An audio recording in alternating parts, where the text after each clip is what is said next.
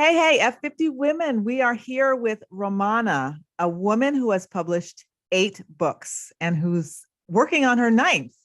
She works with her own company, helping people find their way to happiness, which we all need. And in this world today, we need more than ever. In 2020, she founded a Facebook group called Happiness Reloaded. And she started working and organizing online meetings and online workshops to support people who got affected by the COVID-19 restrictions to stay social, which is amazing. We can't wait to hear about that and more. So welcome, Romana. Thank you for having me on your show. It's such an honor for me. I'm so glad I can be here. It's in the middle of the night in Austria right now, and I'm all excited. Yes, and I was going to ask, you're coming from Austria. Yeah, from Salzburg, Austria. Wow. Yes, and it's almost winter at our place now.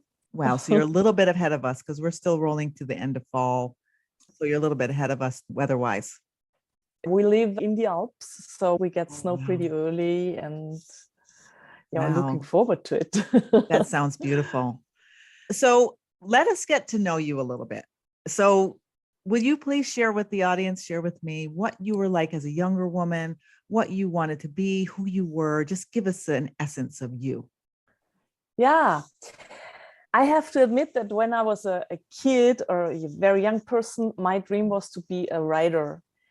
But I really didn't get how to become a writer. So that was way off my world. I'm a farmer's girl. So okay. It was kind of a fight to even get allowed to study.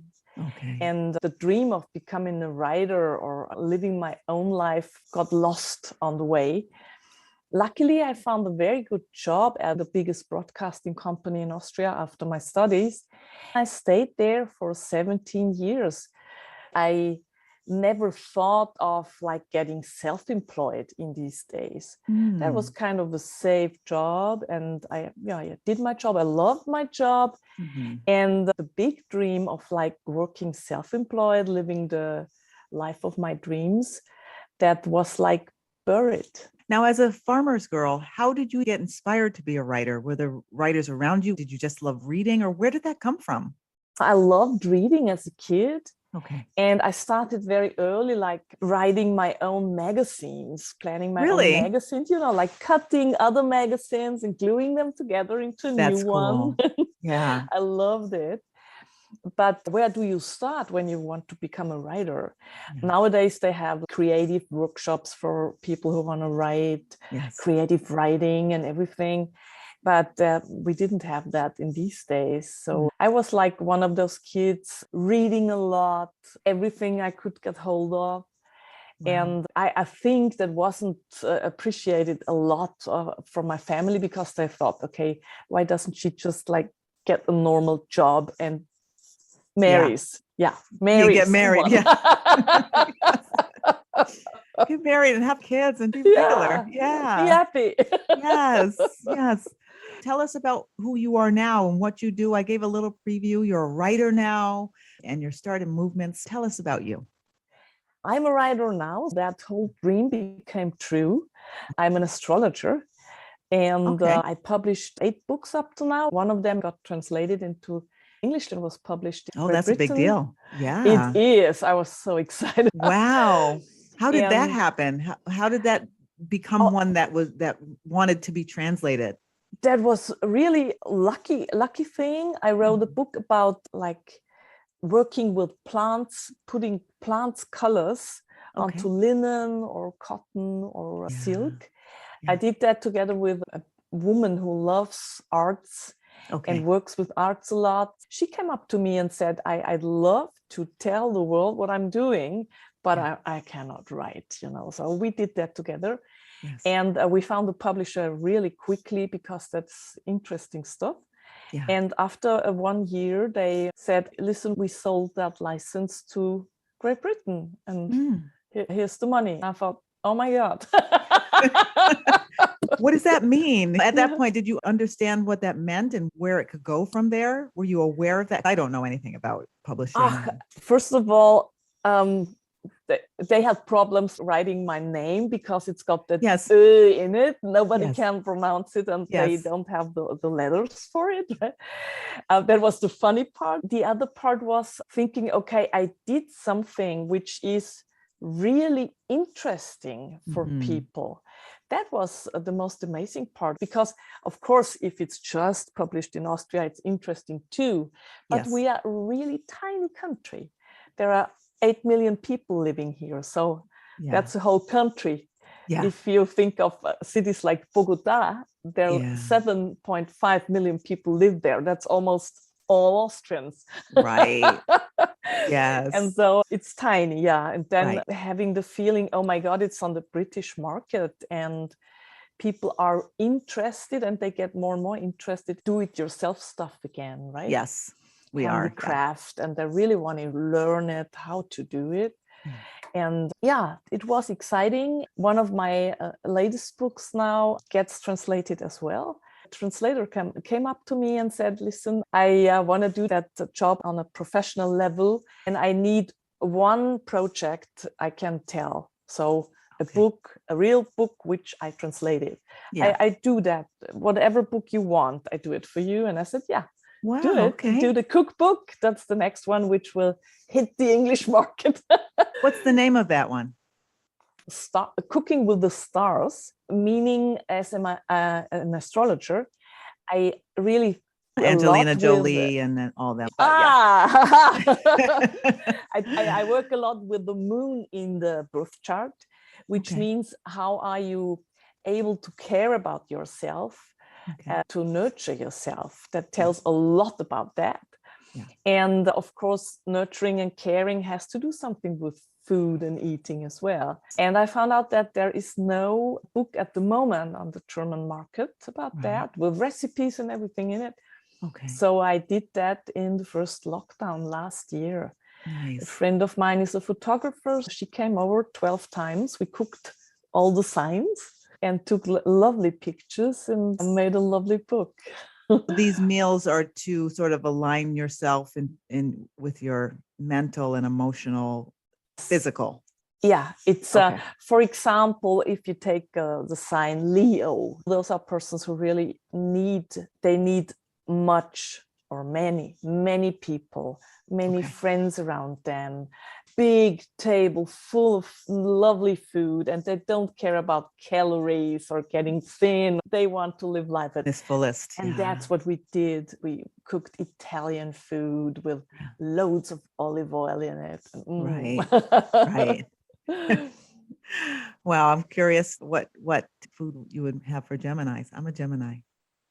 You remember? That was, Is it crazy food? A little bit ice cream, a little bit. We said Gemini, they want, first of all, life has to be an adventure. It always has to be. So we said, let's do a picnic for them. As I am a gardener and I have a lovely garden, I didn't mow the lawn. So it grew high with all lovely flowers in it. And we put the setting into that lovely flowers. And we made a wonderful Thai sandwich with peanut butter sauce, special one. And we did food to go, because Gemini doesn't have the time to sit down for hours, right? They have to go. Yes. We did, for example, don't stop me. Don't stop me, please. And I need much input. Give me more. Yes. Yeah. I love it. That's going to make a great gift. So it's out already in Austria, but it's not on the English market. Not yet. We're still waiting for the translation. And as we are working on the next book at the moment, I don't put some pressure on you when you're done. We'll have to look for that one. That's going to be a great gift for understanding that piece, because there hasn't been a book like that. Tell us about how you got there. How did you get from that young girl on the farm and that job you had for 17 years to being this amazing writer? What was your lessons? There were two really big life lessons, and I love to tell about them because, as you say, it sounds so easygoing. I think that life is very nice with us and tells us many times where to go. If we don't listen, it can happen that we struggle. But that's not because life is bad. Life just wants to put us on the right path. Yes. The first lesson I had to learn was that I don't live forever. I am a vulnerable person. I had a real bad accident in skydiving at the beginning of my middle 30s. Okay. And that was a time where I really thought life is like that. It's like working for the TV. You get enough money to do a hobby like that. Yeah. You go out, you go for dinner, you have loads of friends. Of course, you have loads of friends if you work TV. Yeah. And nothing ever will happen to me. Right. Then I had that bad accident. I broke my spine, and I felt at the moment I crashed the ground, I felt, oh yeah, that could be the end. I was handicapped for months because I had so much pain in my body. I couldn't move properly, and I had to find out that some people, just friends, what I called them, leave you when you are not functioning like you did before. Wow. When you come up with deep thoughts about life and death, they turn away because they don't want to hear it. Yeah. So I had to find out, okay, first of all, I'm vulnerable. My body can break. Oh my God, that was completely new for me. Yeah. And I found out that this will change your life and leads to complete other people. Yeah. That you have to choose your friends on a deeper level, right? Yes. Because those won't stay. Right. When you need them most. Yeah. So that was a lesson, but I grew a lot with it. Yeah. Nevertheless, I stick to that job, although I wasn't that happy anymore with it. And I stick to it for years and years. And I had the feeling that I have to change something, but I wasn't brave enough to just say, let's go start all over. And I love my job. So working in the technical part of TV productions as camera operator, director's assistant, I loved it. Yeah. I started with the studies of astrology in 2009, took a 3 years school for astrological coaching. And I liked it very much, but I've never been brave enough to just say, okay, that's what I want to do now, even though I felt it's amazing. And then we got a new boss, luckily, and he was a real, oh my God, I don't say that word. But we got the point. It wasn't as great as it used to be. Yeah. Yeah. Okay.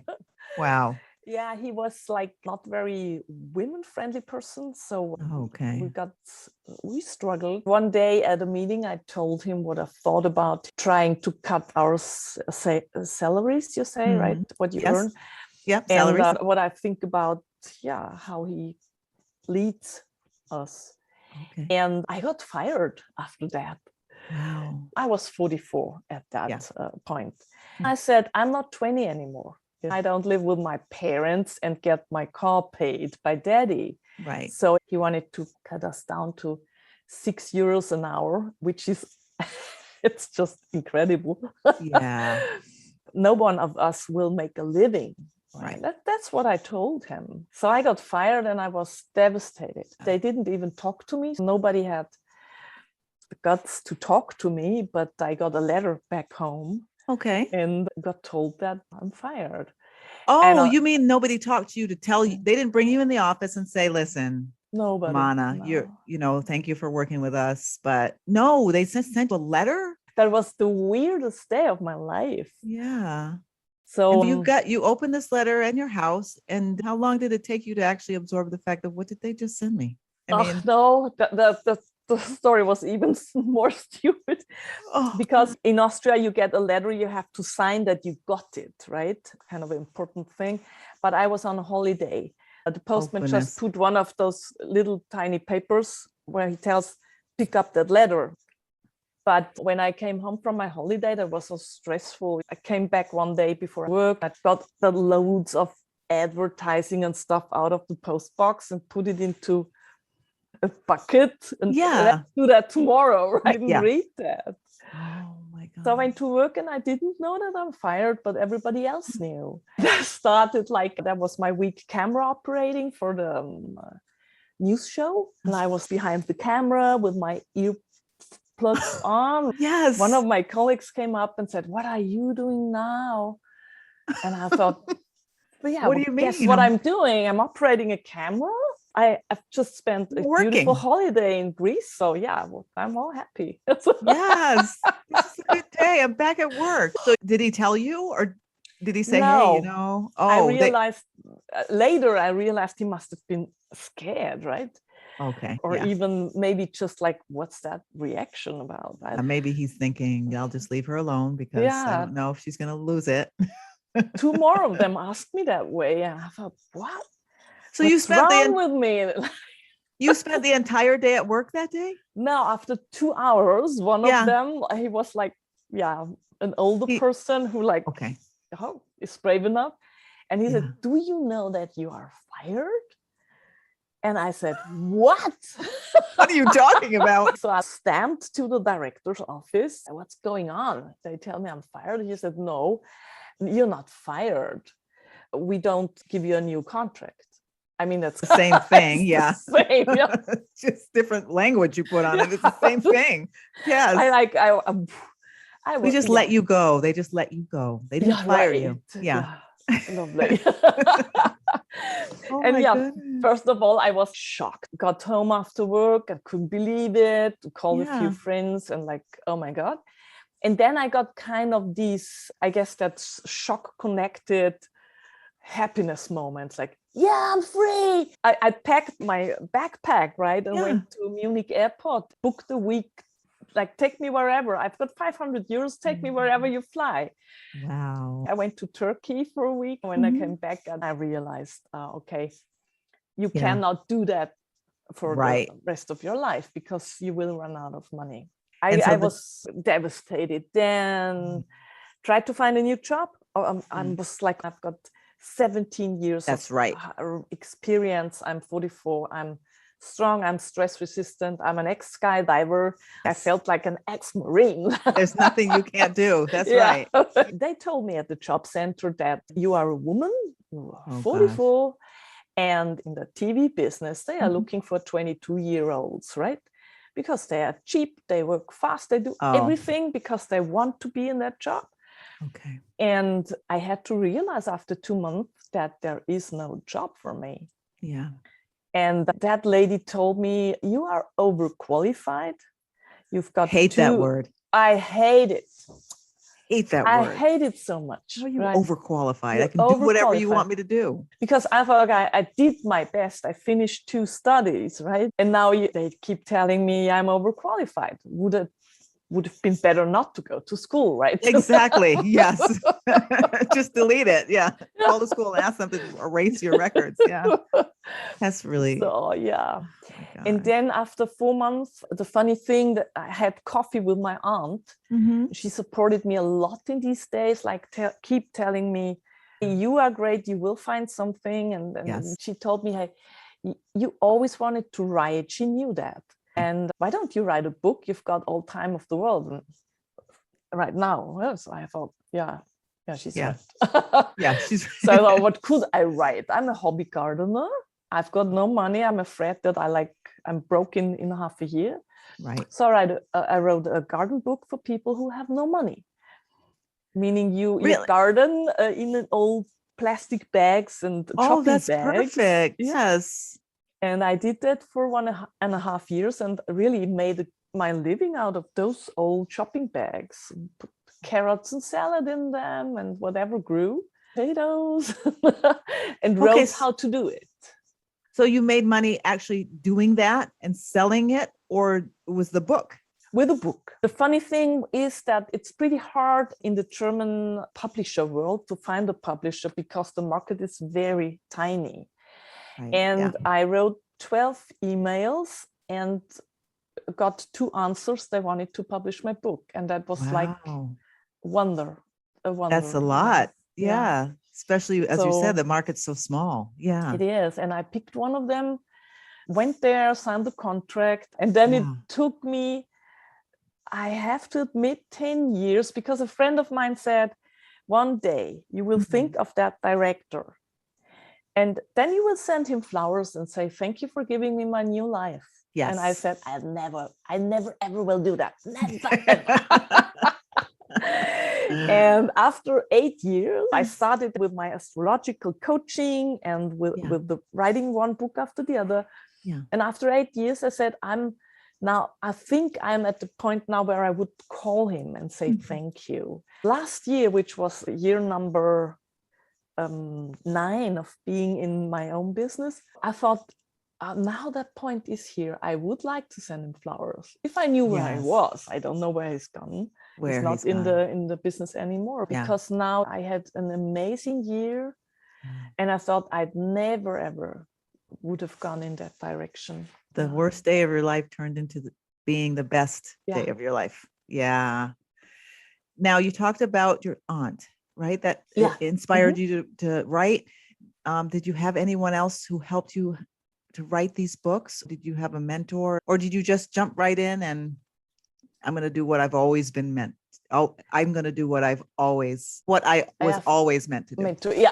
Yeah.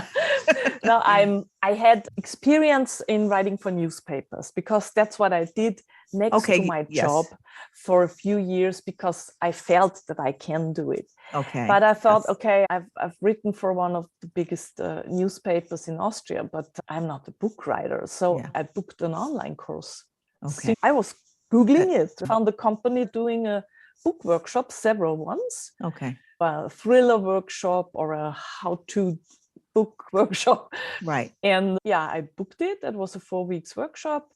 And that guy turned out to be a real good mentor, because he picked me and said, your project will find a publisher. I can promise you. To a publisher, you have to do it in a special way. And here we are almost 9 books later. That is so amazing. So inspirational. Oftentimes we have to get kicked on our butt to say, well, what else? What option do I have? Now I'll do the thing I was always really meant to do. Very cool.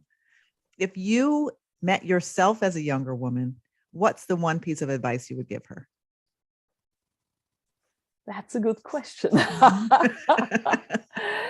I think what I would tell myself is, don't be scared, no matter what life serves you. Okay. Because everything turns out to be for your best, even though you don't know it in that moment. Because I have to admit, there were some moments where I really was scared and very sad. I felt all alone, because in this first year, I used all my savings to just pay my rent. I didn't get any clients. The book wasn't ready yet. I had to spend from my savings, and I almost was broke at the end of the year. Right. My partner left me because, of course, you get different person. You become a different person when you are in such a stress, right? Yes. And he couldn't stand it. I understand that from my point of view now, but in these days, of course, I thought, okay, and now when I'm really on like rock bottom, you are leaving me as well. You're leaving me now? I can feel that. So I really was alone and or felt alone. Wow. I would tell my younger me that please don't be scared. You're going to make it.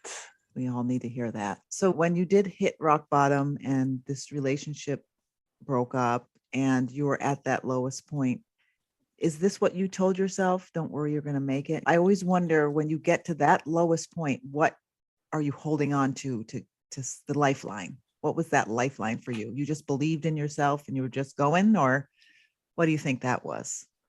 First of all, it was the astrological side, because when I finished the astrological studies after 3 years, normally you do like 1 more year in training and then you found your company. But we all looked at my birth chart and said, there's some shitty time coming up. So, found now. Look at the chart again. You're wrong. That's stressful times coming up. We didn't know, of course, what exactly would happen, because we are not like psychic readers, we're astrologists. But there were 4 of us looking at our birth charts once a month. And one of them said, it can be good, but the road will be bumpy. So I said, okay, now I found the company. No matter what happens, Yeah. And I'm lucky I did that. Mhm. Within the next year, I sometimes was swearing a lot that Yes. astrological stuff, Yes. oh, come on, it's not over yet. Yes, that's right. But I saw that it will get better. Okay. We all should know that it's always getting better sometimes. But in astrological work, you have it written down, and it's much easier if you see it, right? Yes. Than just think it. That was one point what made me stay alive. Yeah. And the other was the moment when I got that contract. That Okay. was in the first year. I was, of course, very inspired. I have a contract, I have a publisher. Mhm. I'm allowed to do that. Good enough to do it. Before the book got published, a friend of mine came up to me and said, "Hey, you are a good writer, right? You're Mhm. writing a book right now?" Mhm. I said, "Yeah." And he said, "I just got CEO in a company who does search engine optimization for Okay. websites. Okay. And we need once in a while, we need a writer who writes text for us, press releases, whatever our clients need. Yeah. Would you like to do that?" Mhm. And I said yes. Okay. And that was another point, because then the money started flowing on a regular Okay. basis, right? Yeah. So I did it as my own company. I Yeah. had another company. So one is I'm an astrologer. The other is I'm a writer who writes for other people. With that, many more clients came up to me. For example, do you write birthday speeches as well? Yeah, of course I do that. Just give me the facts, I Yeah. write that. So I got a Wow. professional writer for every occasion. Wow. And That's nice. that kept me going, because I thought, now you are there. You always thought that's a hobby, and now those two things make your living. Yeah. So maybe that's the right direction you should go. And yeah, that kept me going. Yeah. And then, of course, the first book release, and we had a release party at our library in my village. I always go there and watch other people reading from their books, and now I was the one doing it. oh my God, I was so excited and nervous. I was going to ask, were you nervous? Yes. You sit down and you read excerpts from your book for those who Right. want to come in here. You tell them, first of all, what's the book about, read a few parts, and then answer questions. People bought the book and wanted me to sign it. Yes. Oh. Yeah. That's when you know you're signing books. You pretty much my made God. it. That's good. Yeah. Very good. And so from there, it was just full speed ahead. The publisher asked me, "Will you stay with us? Because we love to work with you." And I said, "Of course, I will present you a new topic every year if you want." The garden book got published in 2015, and in 2016, I had finished 2 other books. Then I started to self-publish because the topics didn't relate with the publisher. For example, I wrote a book about co-working, which was pretty new in Austria then. Okay. And wrote it together with the first co-working space founder in Salzburg. That was, of course, that's kind of, a topic which doesn't fit to a publisher who publishes garden books and stuff like that. Right. But we did it in self-publishing, and that was quite good as well. So what is next for you? We know that you're writing another book, but what's next? Tell us about your vision of your journey forward. I founded that Facebook group. Last year after I was working on it, started during the first lockdown, and I started the Facebook group. I had 400 members within the first month. People seemed to need it to think about what makes me really happy.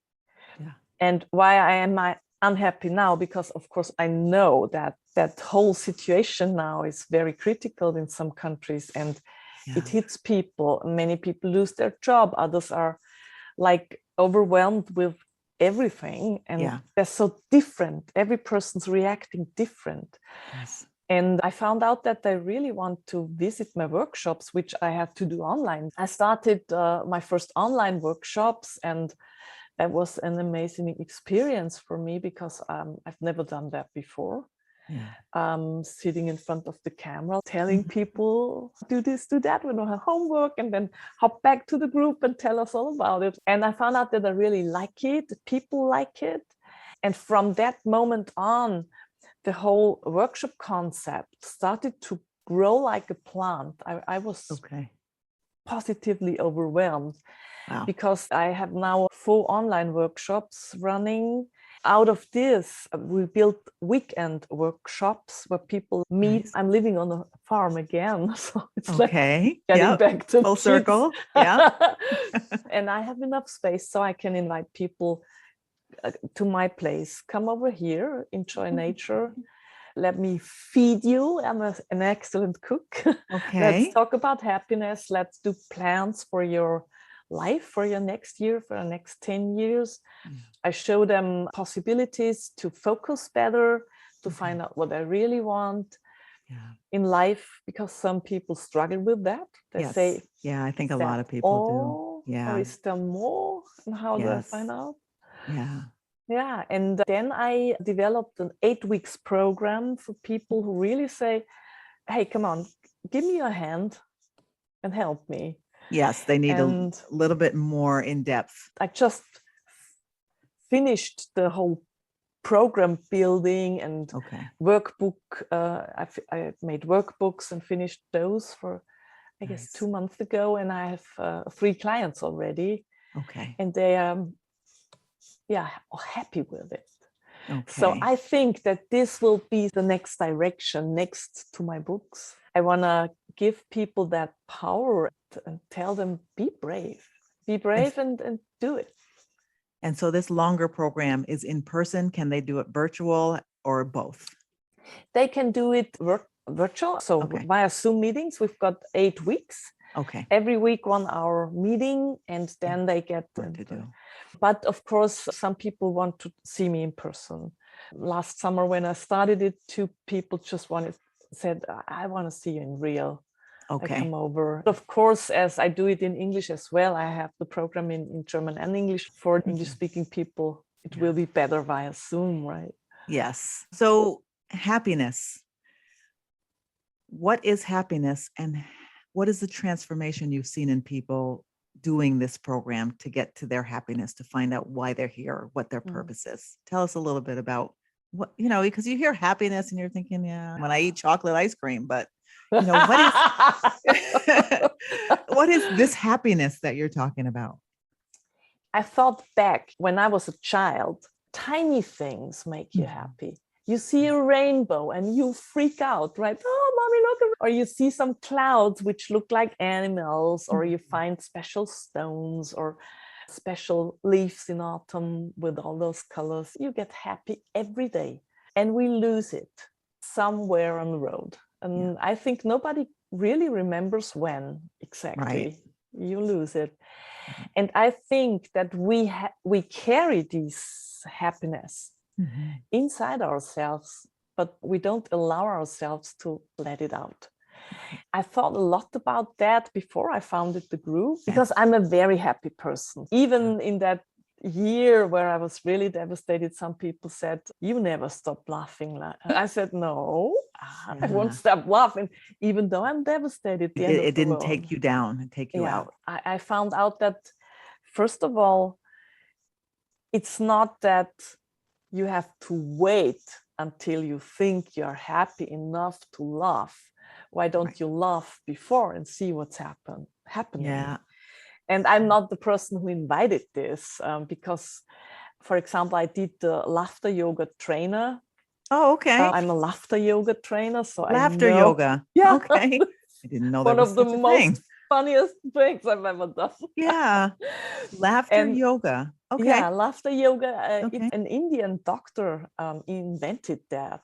Okay. And he found out that if you are together in a group laughing, so first of all, he says you should laugh without purpose. He gives people small things. For example, drink that laughter cup, and you drink it, and you are in the group. All of a sudden, the laughter's getting real, because people think feel that. It's so funny. Yes. From the moment you laugh, your body gives you all those happiness hormones, because your brain does not know the difference. That's one of the most amazing things. If you wake up in the morning and look into the mirror and you say, I am wonderful, and you smile like that, then your brain starts firing, right? Yeah. And that's one of the first things I tell people. Find a picture where you are a child, like 4 years old, a picture where you are really happy, and pin it on the wall and take a look at it every day. I have one picture of myself, like I'm 4 years old, I'm wearing one of those red dresses, and carrying a, how you call that? It's made of vinyl and there's music on it. The black thingies. It's been so long since we've seen those things. I carry a record like that, very concentrated. And that's such a funny picture. I love it. When I look at it, I stop. Smiling. Yeah. So, and these are the simple things you can do. And that's what I wanted to tell people. In my group, for example, I'm sharing stuff which makes you smile, which makes you laugh. Sometimes there are riddles in it. I travel a lot and I go somewhere and make a funny picture and say, where am I? The one who gets it right wins a book or something like that. It's lighthearted. So I always tell them, of course, you are allowed to write down that you are not feeling very happy. Write us, get in touch. But first of all, just enjoy that energy of people gathering together. And it'll help you deal with all the other hard stuff. Yeah. So give us some advice from your playbook. What is one book other than your books that you would advise all women to read? From another author, of course. Well, you can give your book if you feel like it's a must read for women. Is there one that you read and that sort of changed your mind? It could be even about astrology, something that maybe when you read it, you were like, oh yeah. And something switched for you. Yes. Maybe one of those. One of the books I really thought nurtured my soul was by Klaus Riemann, but that's not published in English. But books I really love, that's from the Swiss, Martin Suter. He wrote a book called The Elephant. Okay. And that was a real good book because it's a very happy book.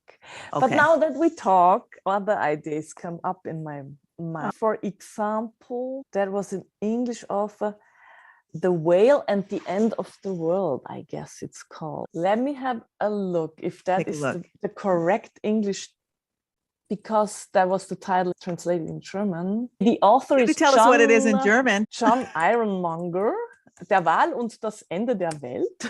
Wow. And in English, it is. And The Whale and the End of the World. It's the same in English, right? Okay. Yes, good. And that's a book I just read a few weeks ago. He wrote it in 2015. Okay. And he wrote about a pandemic. It's amazing because I thought when I started reading, when was that published? 2015. And then you looked 5 years beforehand. That's and a little scary. But on the other hand, it's a book which shows the best sides of human beings. Really? Because in his book, they stick together and help each other. And everyone does the best that the community, it's about a tiny village, will survive together. And I loved it, because the language is very good, nice to read. And the whole story was not a sad story. It lights up your heart. Oh, that'd be a good one to read now, because maybe we can see a better way to do it. One more. I have one more. Yes, please do. Yes. Hold on. I have to look. It's Rachel Joyce. She's a British author. That book I loved. Oh my God. It's about the pilgrimage of Harold Fry, but again, it just says it in, But if you Google Rachel Joyce in your country, of course, I'm sure that it will come up.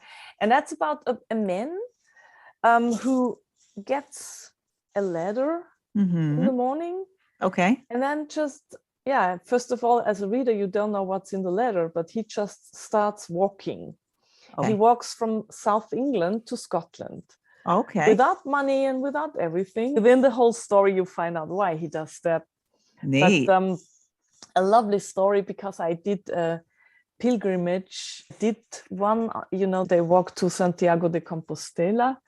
That's de Santiago. I did that, and it's an amazing experience to just walk a few weeks and be all by yourself. Yes. Yeah. And like a meditation that continues. Yes. Yeah. And you get to know yourself pretty well. Yeah. Good for good and bad, I imagine. Yeah. The good stuff and the bad. Yeah. Some days they're like, I hate it. Why did I even start it? Yes. What am I doing here? When are we going to be done? Are we there yet? Yeah. Oh gosh. So tell us one thing that you have to do every day. What's the one thing if you had to choose? The one thing that I have to do every day is walk my dog. Okay. I have to do that, and I love it, even though she's a very, very small dog. He's sleeping next to me at the moment. And rain, shine, snow, sun, every day. Okay. Every day, of course, because dog wants to get outside. Yes. And that's what I love and what I do every day. But of course, every day I do my changing morning routines. Someday I do yoga in the morning. Someday I write down what I expect of that day. Okay. But not the big things, but I want to be happy when I go to bed, or I want to call a good friend I haven't called in several weeks. Stuff like that. And sometimes the good ideas happen in those moments, and I post them in my group and tell them, hey, today let's call someone you haven't heard for a while and ask, how are you? Or just say, you are amazing. Yes, please. You'll be surprised how much you touch someone who's like, oh my gosh, thank you for calling me. I needed that. Yeah. At the moment, I'm visiting a friend in Germany. So I'm at his place. Yesterday, I was like, I like it here because I'm a country girl and this is a huge city. I was walking and smiling. All of a sudden, a guy, he came to my direction. He said, what a smile. I love it. Yeah. And I thought, even that's get out and smile to someone. It just directly in his face. It brings other people to life.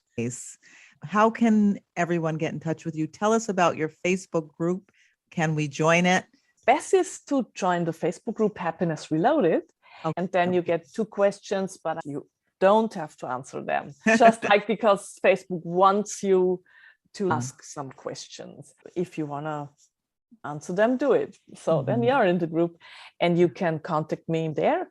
But of course, you can contact me via my website as well. Okay. If you want to know more about astrology or happiness, you can write me an email. But as I'm in the Facebook group every day, I will react to all questions there. Let's change our lives by bringing out a little bit of happiness and figuring out what we're here for. I know there's so many people that are stuck. Yeah. And so I hope they join. And the best thing you could do is you can change your life. Yeah. The group is in German and English. Sometimes you won't understand it. Sometimes you will. I try to keep it 50-50. And you're in an English-speaking country, you just think everybody's speaking English. And it seems like everybody around the world can speak English. I can't speak German. So that's good. That's good to know. If somebody pops in there, they're not thinking, oh, this is in German, I can't do it. No, it's mixed. Because I know many people who, most Austrians speak English, but some of them don't feel that comfortable with it and are afraid to write back in English. Right. Because maybe they make a mistake. So yeah, I understand that. Tell me a little bit, because I'm curious, how did you learn how to speak English? And is English the only other language that you know how to speak? I'm just so intrigued by languages. When people can speak more than one. I had the luck of an excellent and wonderful English teacher in primary school. And she was a traveling woman. So when we don't have COVID situation, I'm often away 3 to 4 months per year. Wow. Okay. And I travel with my old Volkswagen It's a like small tiny camper and travel all through Europe. Yeah. And so that woman really gave me a lot for my life and vision building. And she told my parents, please send her to England for like 2 weeks in the holidays. Wow. That was when I was 14. They didn't like it, but they let me go. And who did you go with? It was a got program? in a group. They brought you to England, and then you got to a family and stayed with them. Yes. Okay. Yeah. And so that's really how I improved my English then. My first career was I wanted to become an English teacher. Okay. So I did that whole studies and finished. Okay. And then I thought, our school system was very strict. Okay. And I had different ideas of how I would like to teach children. Yeah. So I thought, I can't be a teacher right now. That's not possible for me. I got back to university and studied politics. I went to the US 8 times in my life. So improved my English and improved it and improved it. Yeah. Within the last year, I had a lot of possibilities to improve it because I'm in contact with a Canadian coach. I'm in his mastermind. I'm in a mastermind with Australian people. And so talk a lot. The other language which I'm just studying now is Spanish. Nice. And I thought so because I heard you say a little bit of Spanish and it sounded really good. So maybe she knows another one. Yeah. I started that in the first lockdown, right? Okay. So my Spanish teacher we do it all via Zoom. Okay. And he is in Bogota, Colombia. That's fantastic. Because he's like very young and he's so far away. Yeah. And tells, of course, complete different stories of a complete different life. Well, good luck and blessings with your Spanish studies. The books will be translated into Spanish, English, German, and other languages. It's all good news. Thank you so much for helping us to understand that cultivating happiness is important. Do it every day. It's like studying a language. Especially in these modern times, because everything that comes at you tells you the opposite. Death, destruction, sadness, pain. That's all we hear all day long. Thank you so much, Romana, for being here. Thank you so much for having me. It was a great honor.